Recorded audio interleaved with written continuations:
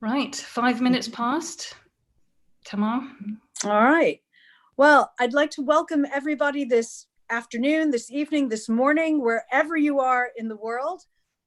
Thank you very much for joining us for this British Institute at Ankara webinar, seminar, discussion this evening.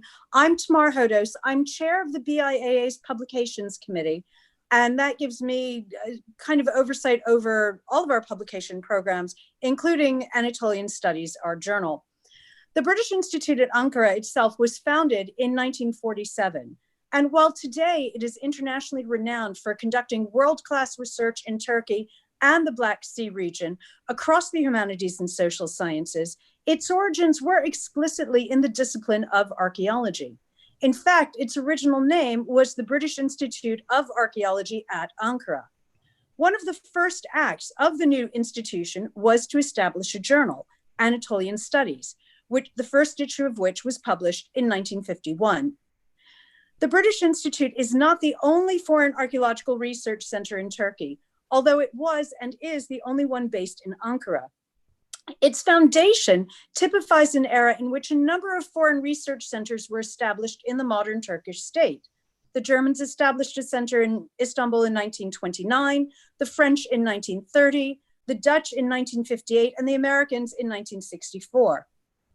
The tradition of overseas archaeological missions and centers goes back to the late 19th century and the early days of archaeology as a discipline, which was led by European interest in the great civilizations of antiquity, such as Rome, Greece, Egypt, and Assyria.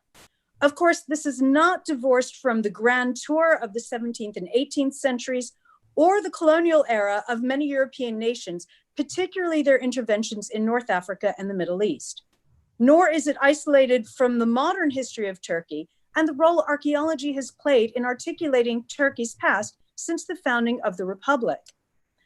The relationship of both colonialism and nationalism to the history of the discipline of archaeology in Turkey is the spark for this evening's assessment of the legacy of both in the pages of Anatolian Studies itself. Led by our new academic editor, who I'm delighted to welcome into the role, Professor Naoíse Mac Sweeney of the University of Leicester. Tonight's discussion will go much further than just assessing this particular legacy. It will also consider the extent to which our journal has become more inclusive in terms of its contributions as well as its contributors. In addition to Nisha, we are joined by Shahina Farid, who is currently our honorary secretary and who has worked for many years at Çatalhöyük under Ian Hodder, as well as Elif Koparal, who is associate professor of archaeology at Mimar Sinan University of Fine Arts, and who is most well known for her work around Ionia. So I'm going to hand over to Nisha, who's going to take us forward, and I will be around. Nisha, over to you. Thank you, Tamar. Right, I am now going to share my screen with you all, and hopefully you can see my, you will be able to see, you should be able to see my, I'm very sorry about this, you should be able to see me, hopefully, although this doesn't seem to be the case. You should be able to see me, and you should be able to see my PowerPoint. We did have you, and we had your PowerPoint, but now we're back to the four of us. Right, okay, let me try and solve that in that case. I'm very sorry about this. Right, okay, here we go. Let's try again, sharing the screen and seeing the PowerPoint. Right, I don't think you can see me at the side, but oh, yes, you can see me. Fantastic. Right, hello. As Tamar has just explained, I'm the incoming academic editor for Anatolian Studies, and I'm taking over from Roger Matthews and Claire Norton. Now, Roger has been serving in the role particularly for 12 years, and I just did want to start off by marking the transition and paying tribute briefly to both Roger and Claire for their time at Anatolian Studies and their stewardship of the journal. Now, in the last 12 years, the journal has more than doubled its circulation, and it now has subscribers on 5 continents. And I think this is quite a significant achievement. But beyond these kind of raw numbers, although these are impressive in their own right, I think perhaps the greatest legacy of this last 12 years has been the community that has been built up around Anatolian Studies as an extension of the community around the British Institute at Ankara. Because of course, a journal is not just the words on the page or the words on the screen, increasingly as it is now. What really keeps a journal going, what gives it its rigor, its dynamism, is the community of people who contribute to this. And when I say contributors, I don't just mean the authors who write the articles and the editorial board who edit them, but also the many anonymous peer reviewers who often labor without any recognition. And of course, the readers who keep the journal going and keep the research alive by bringing it forward in new ways. And I think perhaps the greatest legacy then of these last 12 years is this community, which we are now very excited to bring together in these online virtual seminar series.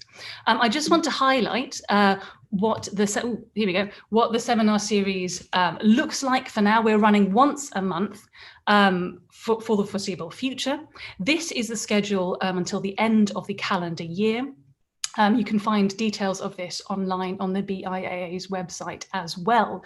Each of these papers, these presentations, are based on an article that has been published in this year's, so the 2020 volume of Anatolian Studies. And so you'll have your chance to speak to the authors of the articles, whether you've read the articles or not, to hear from them at first hand about the nature of their research. But we thought we'd start off this whole seminar series with having a bit of a stock take, thinking about where we are in terms of Anatolian Studies as a discipline, and thinking about where we are in terms of Anatolian Studies as a journal. Now, there's been quite a lot of this kind of stock taking happening recently. 2020, as well as being marked by COVID, another global kind of thing which has shook the world in 2020, have been these global movements for racial equality, especially after the killing of George Floyd in America and given the Black Lives Matter campaign. And in many different spheres of life now, people are beginning to ask some quite difficult questions about diversity, about inclusivity, and about equality. And they're asking this about archaeology as a discipline, about history as a discipline, and even more widely about academia, about research as a whole. So where are we in all this? Where is Anatolian Studies? How inclusive are we, and how diverse are we? And it is worth stopping to remind ourselves where we came from as a discipline. Tamar mentioned this already, but Anatolian archaeology still constitutes the bulk of what we publish in Anatolian Studies. And Anatolian archaeology does itself have a complex past. It's a past which in the 19th century was marked by pseudo-colonial activities involving often wealthy foreigners swooping down on key sites, taking away some of the choicest finds for museums in their own countries or even their own personal collections. Sometimes this was done legally with the permission of the Ottoman authorities, sometimes not quite so legally, and effectively amounts to the theft of archaeological heritage.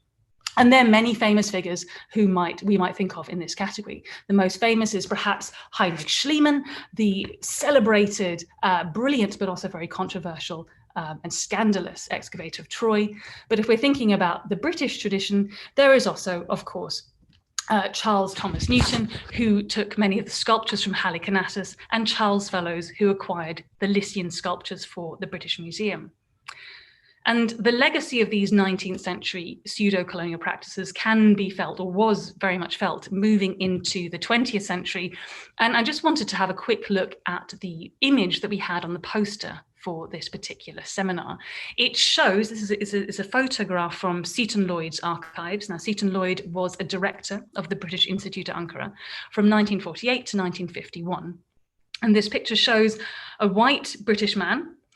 We don't think it's Seton Lloyd, but he has his back to us, and he's literally overseeing, standing over a Turkish man and a Turkish woman who are working, digging in the trench. So there is this legacy of kind of peri-colonial activity. And at the same time as this, and perhaps partly in response to this, as Tamar has mentioned, there is a competing pressure on Anatolian archaeology, and this is nationalism. This is, excuse me, it's a very grainy photograph, but it shows in it the founding father of the Turkish Republic, Ataturk, visiting the Archaeological Museum in Istanbul. And especially from the 1930s onwards, we find Anatolian archaeology and history being absolutely crucial in terms of building a Turkish national identity. And they have remained important in the time that has come afterwards. We've seen campaigns for the repatriation of objects from museums across Europe and North America. And even as recently as 2016, there was the pause in the Austrian excavations at Ephesus following the diplomatic tension between Austria and Turkey. Despite this difficult and very complex history, though, it does feel that Anatolian studies as a discipline is changing, and it is becoming broader and more inclusive and more diverse. There is, perhaps you could even look at the panel speaking today, and this is perhaps a sign of this. But how much can we actually pin down how much has really changed? And can we assess how much has changed as well in a very kind of concrete way? Now, fortunately, we do have hard data, which we can turn to in the form of the 70 volumes of Anatolian Studies spanning from 1951 to 2020. These trace 70 years of development in the discipline, and we can see patterns and trends in the data. Who was publishing, when were they publishing, and what were they publishing? Now, I've got to admit, I use this seminar as a bit of an excuse to look back in the back issues of the journal. And it was wonderful to see the kind of the range and the richness in there, and quite a few surprises too. So I would recommend it if you have a spare few hours one afternoon. But let me just introduce you to what the data set looks like. As I said before, we've got 70 volumes spanning a period of 70 years. In this time, there have been published 716 research articles. Now I'm focusing on research articles as opposed to there are several short biographical articles about key individuals, but I'm focusing on the research articles here. These have been written by 584 different authors. Now, if we were to distribute this evenly between our authors, that would be an average of 1.2 articles per person. But of course, some authors are more prolific than others. The top 3 prolific authors that we have in Anatolian Studies are Stephen Mitchell, who has published 16 articles in the journal, David Hawkins, who has published 20 articles in the journal, and top place pole position goes to, of course, James Mellart, who has published 24 articles in Anatolian Studies. Of course, we also have, to balance this out, articles which have more than one author, relatively few of them. So in Anatolian Studies, 77.7 of our articles are single author articles. So that's quite a chunky proportion. The remaining 22.3% are multiple authored articles to various degrees. The article which had the most authors was one which was published actually in 2013, and it had 12 co-authors on it, which was fantastic. So this is the shape then of the data set. And we can start to look at this, and we can start to learn from this. And I'm afraid what I'm going to talk about for the remaining kind of 10 minutes or 15 minutes I have with you is beginning to skate across the surface. I think there's a lot more richness that we can mine out of this data in due course, but I hope it will help to stimulate discussion. So the first thing that I looked at in a very broad snapshot kind of way was chronological variation. What periods, what historical periods, what archaeological periods did different articles tend to focus on? And again, I'm very sorry, these are the most basic of Excel spreadsheet charts. I'm sorry, my Excel, is not very good. But hopefully you can kind of see the patterning here.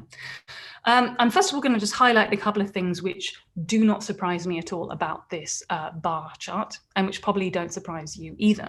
So some of the most popular periods, the periods which are most published on, include the Bronze Age, doesn't surprise me, with 164 articles. So this includes not only the late Bronze Age Hittite period, but also the early and middle Bronze Ages too.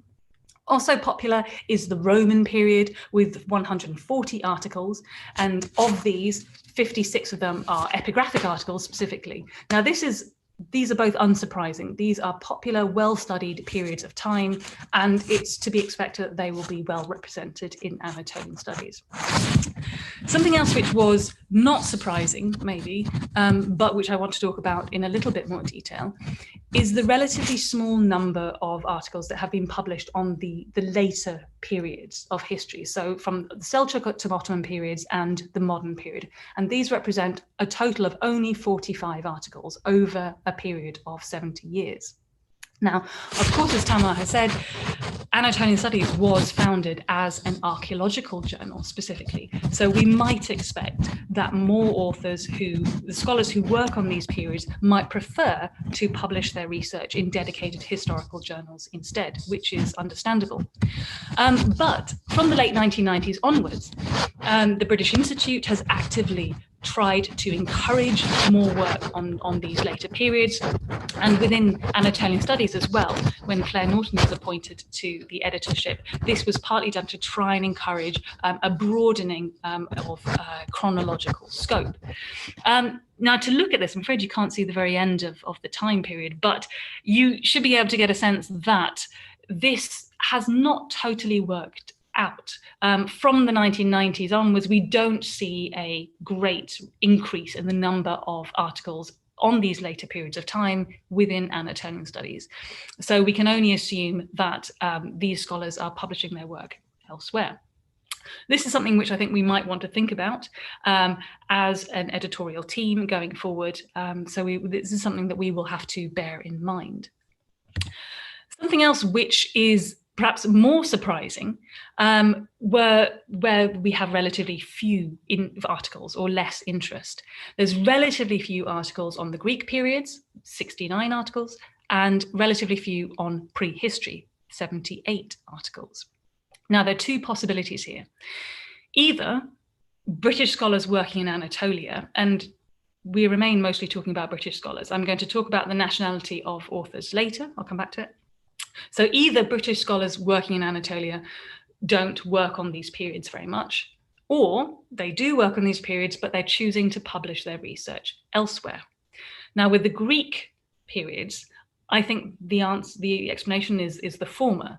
To my knowledge, there are not a lot of British archaeologists working on Greek periods in Anatolia, and there certainly aren't any British projects, British-run projects, which focus specifically on Greek period sites. When it comes to prehistory, however, I think the other explanation comes into play. Scholars are choosing to publish elsewhere. Again, if we look at the division of this chronologically over time, we can see that there was a period in the 1960s when there were quite a few articles on prehistory in Anatolian Studies. This correlates nicely with the British excavations at Hadjala and Çatalhöyük. However, when we look towards the end of the graph of the bar chart, when the new Çatalhöyük excavations opened up in the 1990s, it looks like not so many of those publications ended up in Anatolian Studies. Instead, they chose to publish elsewhere. That is something, again, for us to bear in mind, I think, going forward. And we have to think about what, if anything, we might want to do about that. Something else which surprised me was the relative popularity of the Iron Age here, with 153 articles. Now, the Iron Age is often thought of as something of a dark age in Anatolia, with relatively little going on in the archaeological record. How then have we managed to squeeze quite so many articles out of it? Well, actually, this number masks quite a lot of variation. Within here, we have 69 excavation and survey reports in and around Urartian sites. We have 24 epigraphic articles about Lurian hieroglyphic inscriptions, and also 29 philological articles, which are not really addressing the Anatolian Iron Age at all, but which rather deal with Mesopotamian literature. So these are, although they're chronologically within the Iron Age, they're not actually focusing on the Anatolian Iron Age specifically. And if we look at the distribution of Iron Age articles over time, we can see there are a number of key spikes which really boost that number. And these are crucially the 1983 special volume, which was a special volume dedicated to Richard Barnett. And this had quite a few Levantine and Mesopotamian papers within it. And then also 1999, which was another special volume, which was given over to publishing the proceedings of a conference, the conference being the Fourth Anatolian Iron Ages Conference. Again, that's all Iron Age papers. So this explains the pattern a little bit. The next thing I then began to look at was the geographical distribution of the focus of the different articles. This is perhaps less kind of surprising in many ways. They're fairly even throughout. There is quite a lot of even coverage across the different geographical zones, apart from, and I hope this is obvious to everyone, apart from Northern Anatolia and the Black Sea, when there are very few articles, 27 articles over a period of 70 years. Now, again, this, as with the kind of the chronological gap of the later periods, the BIAA has tried to tackle this historically. In 2002, Gina Coulthard led an initiative which aimed to broaden the BIAA's geographic remit to include the Black Sea littoral region. And this is an initiative which has resulted in several fruitful collaborations and one very important edited book in 2007. What it didn't seem to do, however, has led to more articles on this region within Anatolian Studies. And I'm sorry again that you may not be able to see the final bit of this chart, but we simply do not have a huge upswing in articles about Northern Anatolia and the Black Sea region since 2002. If anything, just before 2002, there's a little clustering of articles around then. So perhaps this movement, the initiative on the part of the BIAA, may have come out of a period of increased engagement rather than creating a period. Now, again, this is another thing which we as a journal might want to think about a little bit going forward. In terms of the other geographical areas, there's not so much to be said. In Eastern Anatolia, there are ups and downs. Again, one or two special volumes, the 1973 special volume on Ashvan Calais, for example, and again, the 1983 volume for David Barnett. When it comes to Central Anatolia, again, the articles kind of roll along fairly regularly. There's no big overarching patterns. Similarly, for articles which deal with Southern Anatolia, there's a bit of a hiatus maybe in the 1970s and early 80s, but then it kind of rolls on again. Where there is much more of a stark pattern is articles on Western Anatolia. There are very few in the 50s, 60s, and early 70s. And I think what we need to take from this is that we have very few British archaeologists who are active in Western Anatolia during these decades. And this perhaps correlates with the relative lack of research into Greek periods, perhaps.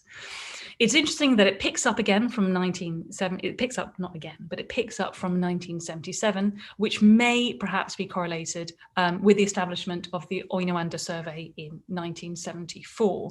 And this survey produced a lot of articles, especially epigraphic articles with Roman inscriptions. So we are learning things. There are things to be learned about where British archaeologists work, what they work on, and where they choose to publish this work. And I say, again, British archaeologists for a reason.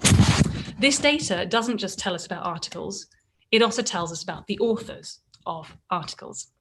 And I've said several times already, I've stressed the kind of the British nature of the authors within this journal. Now, in a way, this is not surprising. Anatolian Studies was founded as the journal linked to the British Institute at Ankara, and it remains part of the British Institute and institutions. But it's just interesting to see how that pans out in terms of authorship. There are more than twice as many authors of British nationality than there are of any other nationality within these pages. The next biggest group is Turkish authors with 109, then Americans 104, and then it quickly tails off after that. I just want to mention very briefly, I'm not suggesting anything here about the racial or ethnic identity of any individual scholars. I'm not in a position to comment about these things, but what I think is relevant and what I've used as the measure here is where people are working. So where their institutions are based, or where they say that they are living. And I think this is relevant because it shows us where there are clusters of scholarship, where there are centers of research into different topics. So 210 British scholars, they may not be ethnically British or racial. I don't want to make any suggestions along those lines, but if they are working in Britain, this tells us about the nature of scholarship happening in Britain, whatever the nature of those individuals are. The British-dominated nature of this journal is changing over time, though. So what I've done in this next slide is again, I'm sorry, I can't get you to see the far corners of this slide, but hopefully you will see that I've plotted here in blue the number of British authors, in orange the number of American authors, and in grey the number of Turkish authors. And there is change over time that you can see here. It is a very British-dominated journal for the first few decades, especially in the 1960s and early 70s, when there's almost no one else publishing in Anatolian Studies. We have a few Americans beginning to publish in the 70s, and we're finding more Turks beginning to publish in the 1980s, but this only really takes off in the mid-1990s. It's not really until you move further along, you'll have to take my word for it, until you get to about 2009 and 2010 that we start to see more parity between these three groups, and it looks fairly even across all three of them. Another way of looking at this data, and again, I apologize for you not being able to see the more recent years, is this. Now, this chart shows you the percentage of authors of different nationality in each volume. So this is proportional within a volume. And you can see the dominance of blue, that's the British authors, especially again in the 1960s and 70s. And you can see how this kind of evens out and we get more plurality later on. Now, what you can see here, which you couldn't see on the previous slide, is the green, which represents basically everyone else who's not a Brit, a Turk, or an American.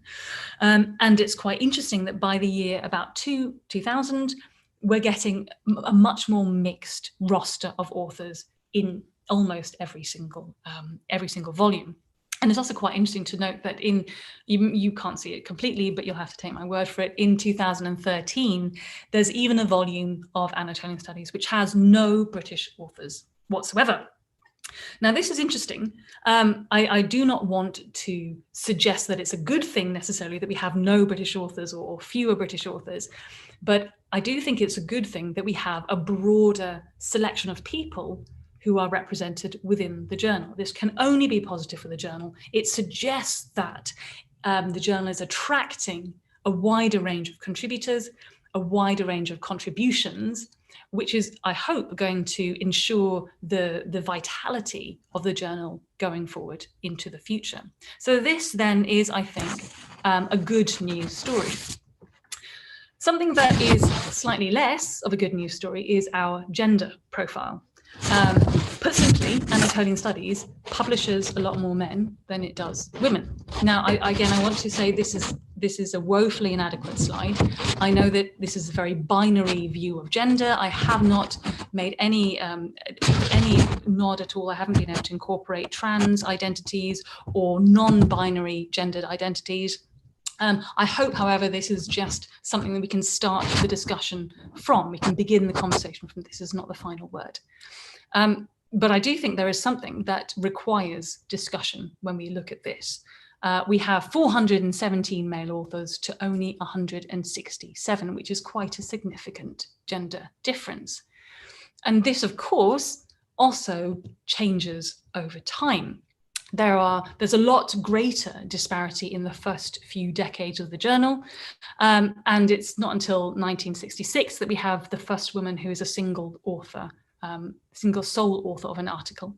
But what surprised me is not that initial disparity. What surprised me is how far that disparity continues, well into the 1980s and into the 1990s as well.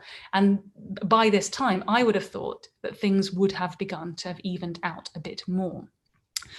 But actually, if we look, if we look at it this way is perhaps an easier way to look at it. Again, this is by percentages, proportions. By the turn of the century, by the year 2000, women are still only constituting about 20% of authors within any given volume. By the time we get 2010, we're perhaps getting to 25%. By the time we get to 2015, again, you can't see this, but you have to trust me, they're getting to about a third. There's 1 year, that's 2017, when we hit a 50-50 distribution. But then now in the most recent volume, 2020, the numbers are back down. We're now back to 30% again. So this says to me, at least, that there are some questions we need to ask, and there's perhaps some work that we need to do. Things are better than they were, obviously, and I think it is significant that on today's panel there are 4 women and no men. I'm sorry, there's not much gender diversity on this panel. And it is obvious that women do Anatolian archaeology, and some of them have been able to work in it relatively successfully. But these numbers make me wonder whether this is the exception rather than the norm. Now, I'm not sure what we do about this or about anything that I've discussed today, and I'm not even sure that any of this is really within the power of a journal like Anatolian Studies to really address any of these points. But I do think it's important that we are aware of them, that we acknowledge them, and that we open ourselves up as a community to discuss with each other, about where we want to go moving forward from this. Thank you very much. I'm now going to bring back everyone else for discussion. Hopefully this will work. Shahina's back. Elif is back. Great. Naoíse, thank you so much for that absolutely fascinating retrospective. I mean, some of those patterns I was aware of, and some of them are really quite surprising to see. And I think your point about how much can one journal do is a really good one. I'd like to move this now to Shahina, if I may, to get your perspective on this, especially given your experience, your considerable experience of field work in Turkey, particularly through the Çatalhöyük project. Shahina, over to you. Thank you. Okay, thank you very much. Hello, everyone. It's fantastic to see so many familiar names in our audience today, this evening. Thank you very much for joining us. And thank you, Naoíse, for that really thought-provoking number crunching over all of these journals that you've been looking at recently. It's what you've drawn out has obviously thrown up many issues that I think that we need to address for the journal. But I'll just focus on a couple of them for this evening. What I want to start with is a little bit of a reminisce down my own experience of working in Turkey, which has sadly made me feel a little bit aged, because it's reminded me how long I've actually worked in Turkey. Whilst a lot of you associate me with the Çatalhöyük excavations, I'd actually started working in Turkey in 1985 at Chile with David French. And I've been lucky enough to be involved in archaeology in Turkey ever since. And your presentation has made me think of all the changes that I've actually witnessed that I'd never really thought about. And I'm sure there are many in our audience this evening who are also thinking about the changes that they've seen, as you just mentioned, Tamar. we move with the times, and we're unconscious of things that are going on around us. My memory of joining excavations in the mid-19 international projects led by the British and the French and the Germans, where it was very reflective of the photograph that you started the talk with, men, usually white men, standing over a team of Turkish, mostly Turkish, local Turkish workmen, and some Turkish students. Those days are gone, and actually, even as a student, I used to wonder how long this model of international projects in Turkey would survive, and how long it'd be before archaeology was conducted by Turkish teams themselves. And we are in that place now. But the model today we see are large excavations, but they're collaborative international excavations, where Turkish-led excavations bring in teams of groups of people from other countries, and it's a fantastic arena to learn from each other. People bring in their own expertise, and we all learn from each other. And we mix, and I think that has helped hugely in diversifying archaeological projects today. Another thing that's changed hugely, I think, since the mid-90s, maybe slightly earlier, is less of a focus on large-scale excavations of classical sites, with a focus on architecture, architecture, inscriptions, and a lot more focus on science. And this reflects what's going on in academia across the world. I think we mustn't forget that our journal reflects the changes in academia in the Western world as well. We follow what is being taught in universities. And with the development of scientific analysis, archaeological sciences have expanded hugely. And we have a lot more subjects, people working on zooarchaeology, archaeobotany, landscape archaeology, all of these subjects that feed into current topics of climate change. We now work in community archaeology. There's a lot of outreach that we do today. People are more interested in methodologies, in excavation methodologies, in stratigraphy, in scientific dating, and in theory. And none of these science subjects are reflected in our journal today, it seems, or very, very few. So I would suggest that if we want to diversify our journal, we need to diversify the subjects that we are publishing. Now, I appreciate that someone who's working on a zooarchaeological project won't think of Anatolian Studies as the first place to publish. But I think we need to try and change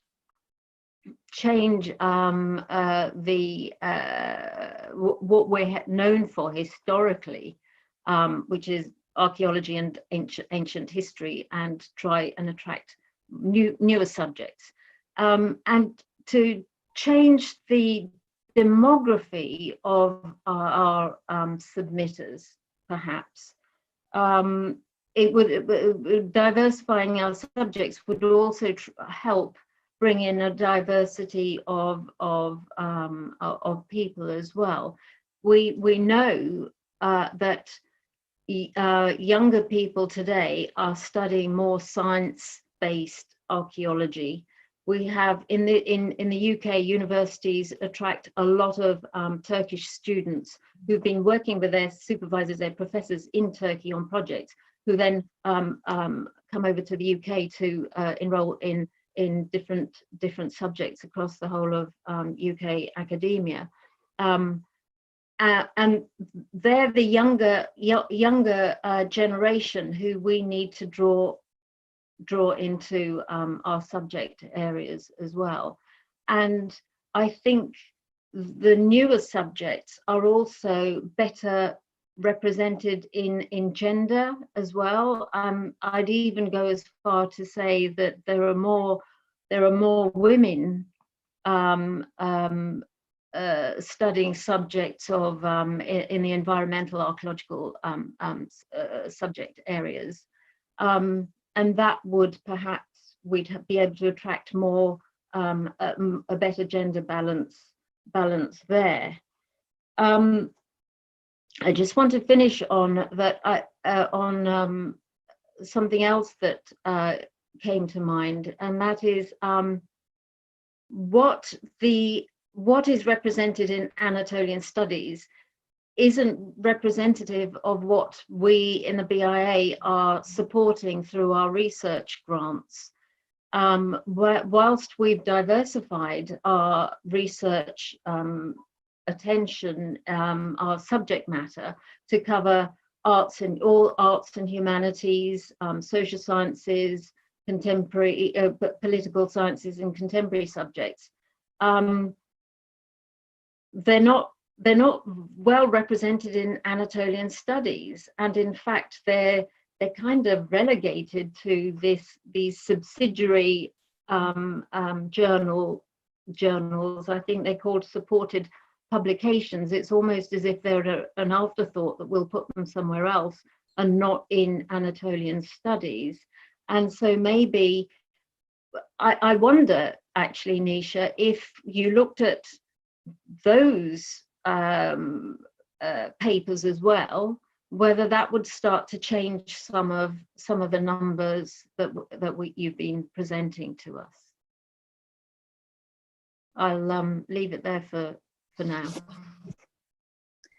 Thank you very much, Shahina. That was also an extremely provocative perspective, and I found myself reflecting while you were speaking on how the Institute itself has changed, particularly in the 1990s and early 2000s, when we were encouraged by the British Academy to diversify beyond archaeology and the traditional cognate disciplines, epigraphy, ancient history, for which the journal and the Institute were extremely famous and well established, but to diversify into other areas of the humanities and social sciences, and which we have done, as you point out, in terms of our grant funding. And yes, that is true that it is not reflected in the journal itself. Partly there was a strategic discussion and a strategic decision to maintain the areas of excellence that the journal was known for, without trying to dilute it by adding other areas that the journal isn't as well known for, and that actually, would a scholar necessarily want to have, would it be as prestigious for a scholar to publish something like that in Anatolian Studies as opposed to a different journal? Whereas for those of us who work in the more traditional disciplines of the journal, like archaeology, epigraphy, to get an article into Anatolian Studies is a real mark of excellence. So it's striking that balance between what the journal is known for and the long-term project that it would be to expand and achieve equal recognition for excellence, and to attract that kind of readership as well for these other disciplines that we've been sponsoring and funding work in the last 10 and 20 years. I'd like to put this now to Elif for your perspectives on what both Nisha and Shahina have said. So over to Elif. Okay, thank you, Tamar. I couldn't agree more with Shahina. I think I will say similar things, but maybe some more detailed points from the Turkish side. So when Nisha invited me for this, I did two things. One of them was asking the opinions of my friends. One of them is Ellen Greaves amongst the attendees. He was very helpful. But I also asked some other scholars, Turkish and foreigners, what do they think about Anatolian studies and how is it publishing in Anatolian studies? And I come up with some opinions. But the second thing I have done, just like Nisha, was doing some basic stats. And I believe that those basic statistics are saying few things about gender and nationality. I know that nowadays it's not politically correct to talk about those subjects, but I mean, I think we have to discuss. So obviously Anatolian Studies is an exclusive media for publishing from the beginning. It is focused on the British practice in Anatolia. And so I believe that if you make statistics, they come with a bias because they may not be reflecting the real trends, but also going through the archives, I could come up with some results. So I see that although it has been published uninterruptedly since the 1950s, the corpus of the articles does not reflect the shifting trends in British archaeology or in Anatolian archaeology. Just like Shahina Farid said, a lot of things were happening there, like, you know, processualist, post-processualist, here nationalism and debates on colonialism, but none of this is reflected. But I will go by subject, and first of all, I will talk about gender, because there was a very interesting result. There's a gender parity amongst the Turkish authors, but this is not true for the British authors. And this is interesting because one would not expect that. But I think I have an explanation for this because, I mean, I cannot explain it for the British side, but for the Turkish side, this is all to the culture politics of the early Turkish Republic. So in other words, we can say that this was the impact of Kemalism. And we still have a lot of female scholars who is working in Anatolian archaeology.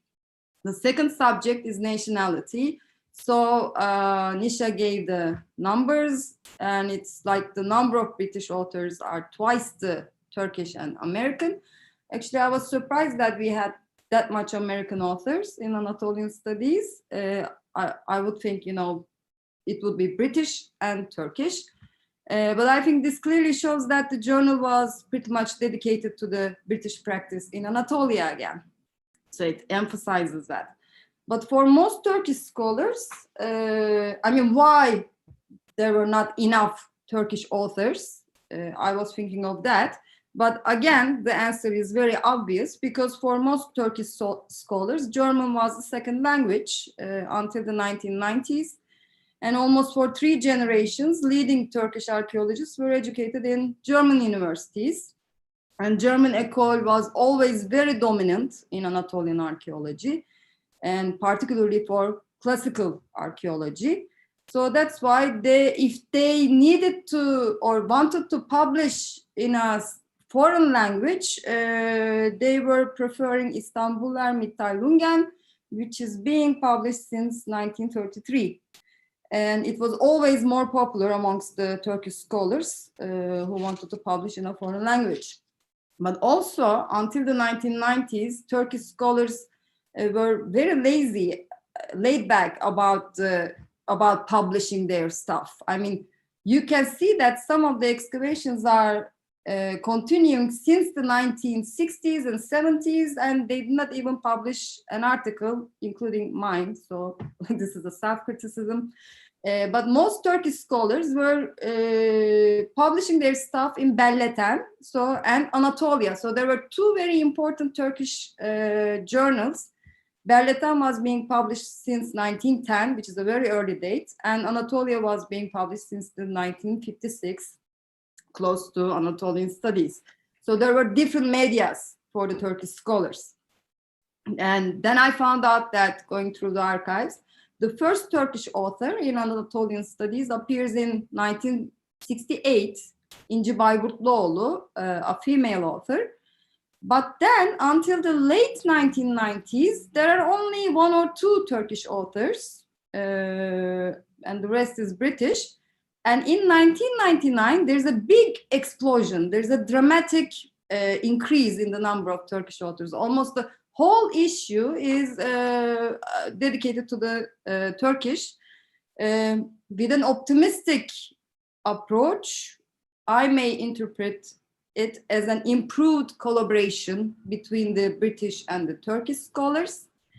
But I am not an optimistic person, so I will say we cannot disregard the fact that the Turkish scholars were given academic incentive fee, which was government encouraging Turkish scholars to publish in international journals. So that was one of the reasons. I mean, that was a period when government was also encouraging and pushing the Turkish scholars to publish in the international media, but not only in the Turkish journals. So about the subjects, again, about period and region, well, the journal is very much based upon the prehistoric archaeology in Turkey, and mostly because of Çatalhöyük. It's funny that only a week ago, I was reading the book by Michael Balser, The Goddess and the Bull. And I just found out, you know, the story behind the excavation, and also how BIAA was founded and how the journal was planned and everything else. And so we can say that it is very much based on the prehistoric tradition in Turkey, but unexpectedly again, we have a lot of articles from the Bronze Age and Classical period as well, right from the beginning. So there is also an equality in the distribution of the regions, which is good. But perhaps I would say Black Sea Initiative, the BAPSI, was not that strong. I mean, it remained as an exclusive vein amongst the articles. And I have some few final comments. Do I still have time for that? Okay, so I would say, you know, Anatolian Studies is a very distinguished journal, especially for the Anatolian archaeology. But of course, there are always things to improve. So I believe that BIAA may expand its policies about diversity and inclusivity, which would also make a good impact on the Turkish archaeological community. Because I also understand that BIAA's position in Turkey is very precarious, like other foreign academic institutions, under the current political conditions that I would like to talk about. You all know what it is. And we all know that Turkish government uses archaeology as a diplomatic asset. And maybe perhaps this is a reflex against the colonial period, but it doesn't make sense because the other foreign countries who are working in Turkey does not use archaeology as a diplomatic asset anymore. This is only the Turkish side. And for that reason, possession of the artifacts and the permits for the projects has become a liability for all foreign parties, which is sad. So yet BIAA still may raise issues by emphasizing, I mean, I know that BIAA as an institution is in a difficult position, but I still believe that they can create a safe space to raise some issues, like, you know, emphasizing not to tolerate sexist, racist, and discriminating language or discourses through the journal, because this is a very important tool for that. And also, by using the journal, you may create a safe space for the exchange of ideas between British, Turkish, and other foreign parties who work in Anatolia. And also, of course, under the post-COVID conditions, we need online open sources, which would be very helpful, and perhaps also open databases, which would help and to discuss with each other, and that would be a very safe space for the collaboration.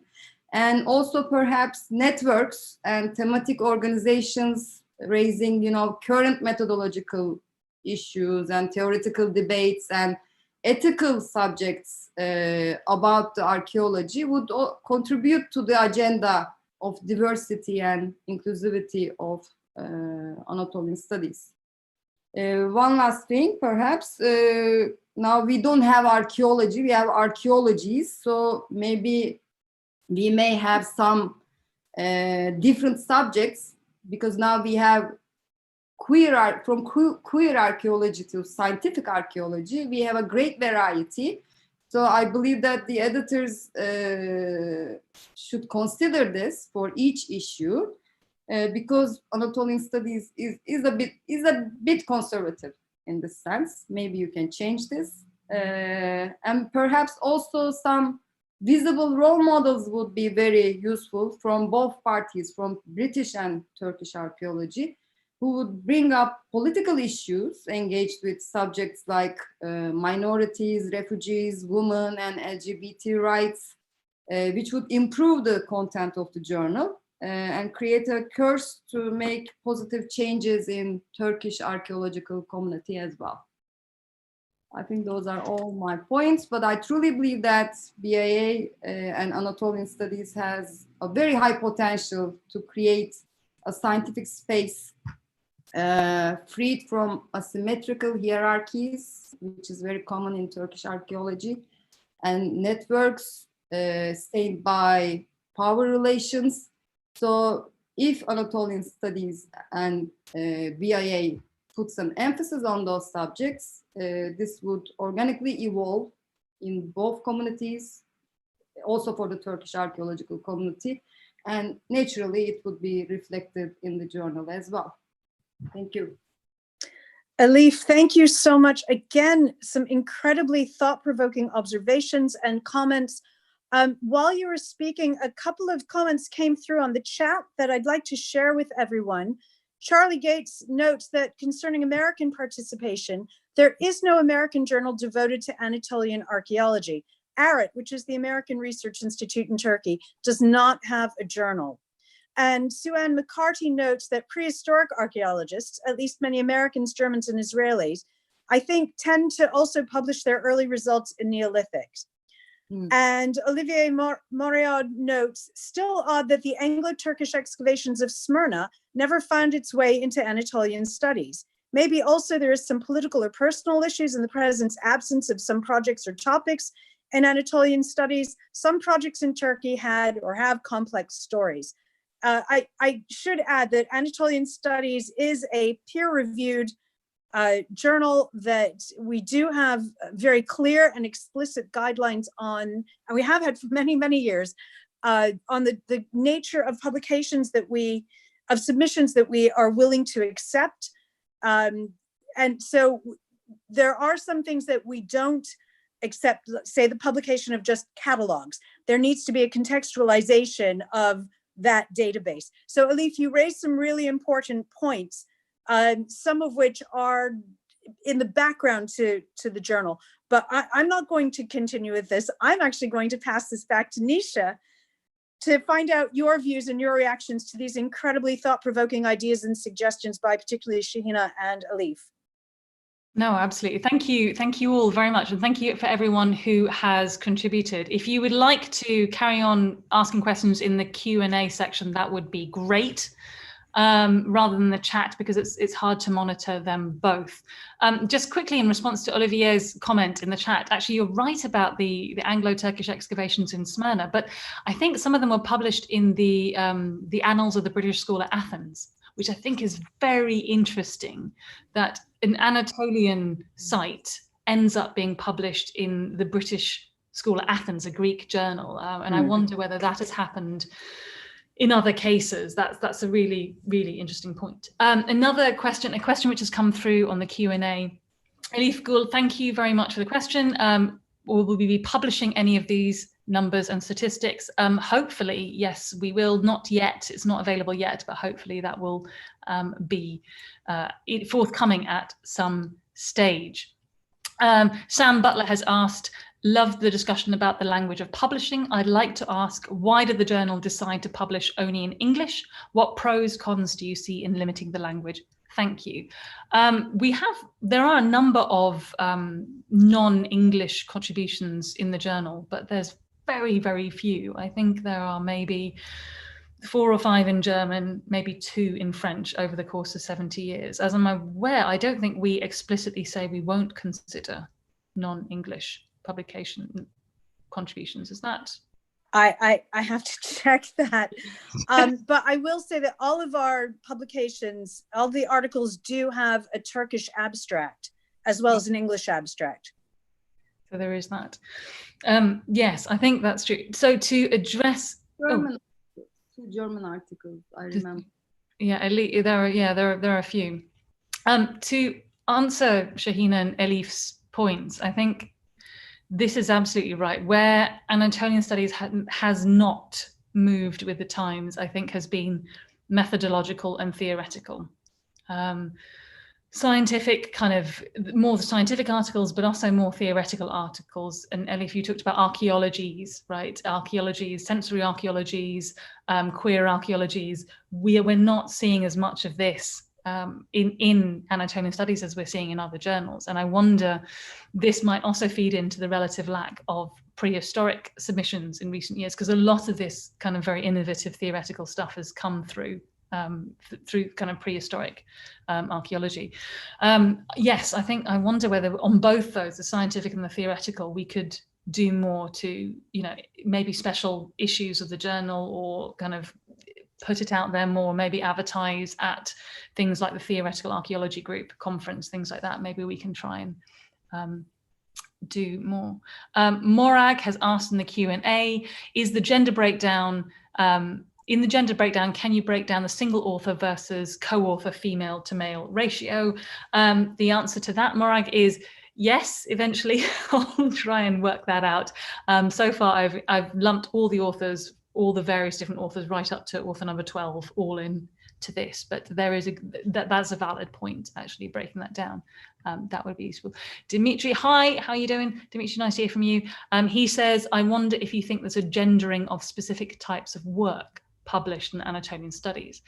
He's done some analysis of AJA and Bazor, and primary publication of new archaeological theory is very strongly gendered male, whereas secondary analysis of fieldwork and object-oriented publications are more equal in their splits of male-female. I think this is possibly the case, actually. Especially, Nisha, can I just interject here? I think it's also, this isn't so much a criticism of Anatolian Studies itself, but actually is a reflection of the discipline of archaeology, particularly Mediterranean archaeology. I think more widely does have that kind of gendered breakdown that Dimitri is observing. So it's not something that is specific to Anatolian archaeology or our journal in particular. I think this is, as he points out, it is reflective of the discipline of Mediterranean, classical and Near Eastern archaeologies in particular. I think it has something to do with fieldwork practices and how you often end up with site directors. I don't know about statistics, but I imagine that it feels like many of them are male. So I wonder if that is, I see nods. Okay, that's fine. That is very, very interesting. That's an excellent point. Thank you, Dimitri.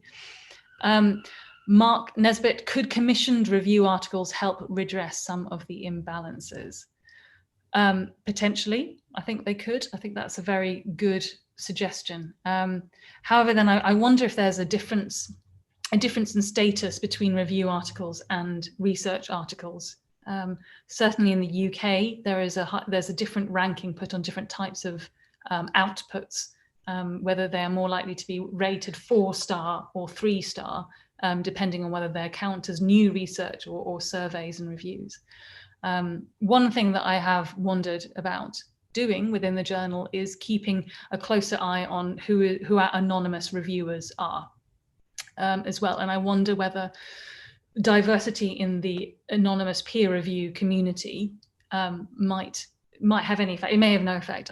We haven't started to run statistics on who our anonymous peer reviewers have been yet. That is another level. And Olivier's pointed out in the chat that our style guide does actually say we accept contributions in English. But clearly that's not, it's not exclusive to the history of the journal. Obviously, there have been times when we have accepted submissions in other languages. What I do not know is when that English submission came into place. Mm. And I wonder whether that's something we would want to revisit in the future. It's I'd also, can I comment on something that Tamar said? I appreciate, Tamar, that you said there was a very deliberate decision taken to not to muddy the subject matter of Anatolian studies. But is that something that we now have to review? Because we are limiting ourselves very much to what I see is a little bit outdated, as Elif said as well, outdated subject matter. There is less emphasis now on monumental archaeological sites. And we are seeing a repeat of a lot of the articles, I think, that you cited in the Roman and Greek periods are inscription led. And so maybe that is something that we have to look at. I think we also have to look at how we engage with our younger audience as well, younger scholars who interact with research in a completely different way to the way it was done when the journal first started, and even when I was a student. Students today are more used to going on the internet. They get free research. This issue is, we also see this problem area in our memberships for our organizations, and the BIAA is not alone in this. A lot of organizations are suffering from a lack of membership, and it's all a little bit old-fashioned. So and we have gone some way to address this by being very active in our social media, which I think has been a huge success.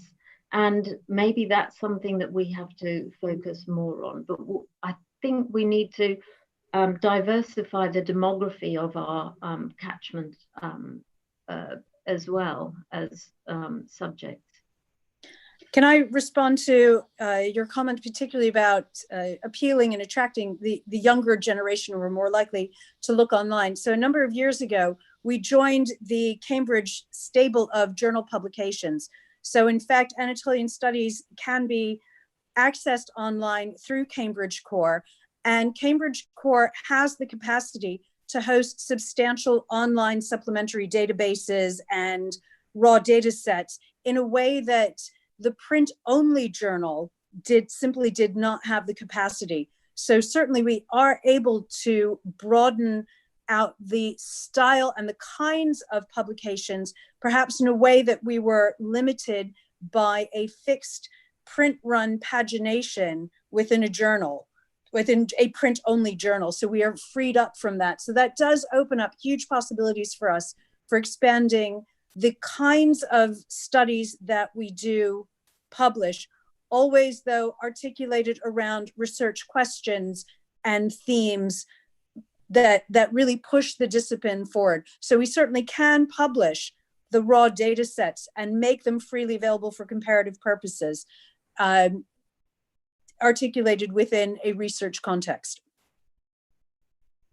I mean, that is interesting to think about expanding what the journal fundamentally is beyond just the article. Not just the article, there's no such thing as just the article, beyond the articles, into online data sets, which may hopefully be more freely available. Hopefully more of the articles will become open access as time goes on. And maybe things like this as well. If this is a success, this seminar series, maybe this interaction between all of us can be part of what, is the journal is about. I don't know whether that will help attract new or younger participants, but it will certainly help to keep us all connected in times like these. And I should add, we do publish under a green open access policy.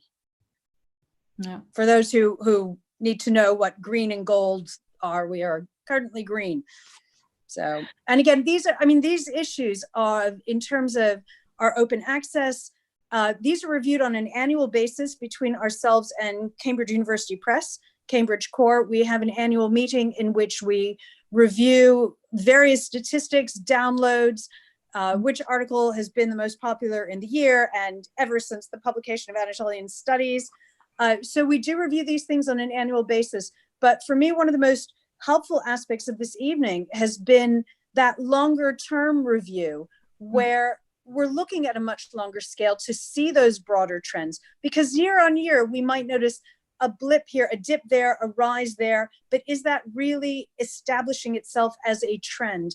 And particularly the questions and the comments and the statistics that all of you have presented has allowed us to have that longer term view to really see those trends and what really we can say is a trend, as opposed to a year that was a peak or a dip for one reason or another, just because it was an anomaly of the year.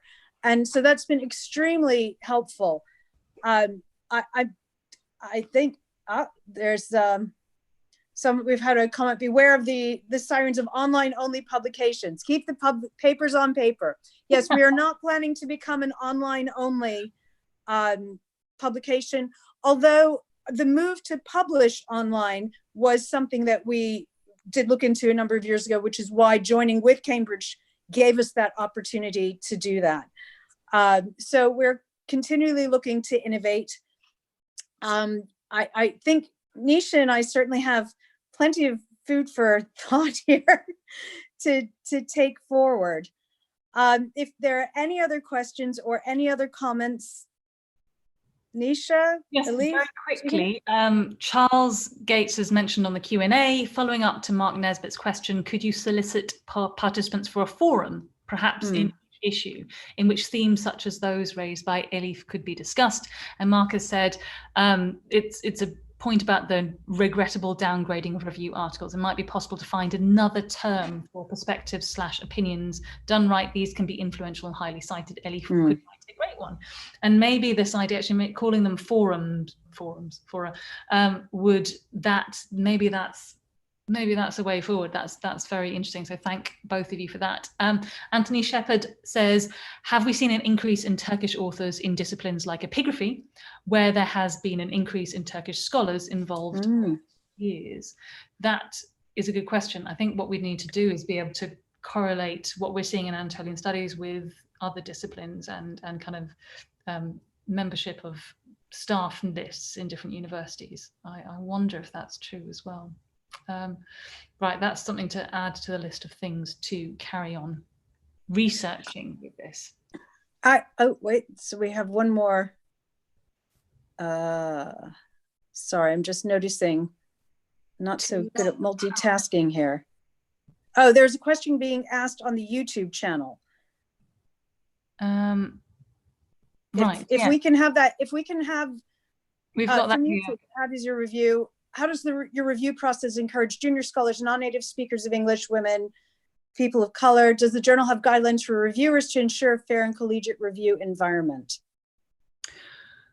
I think the short answer to that is I don't think we have guidelines for reviewers, but maybe that is something that we need.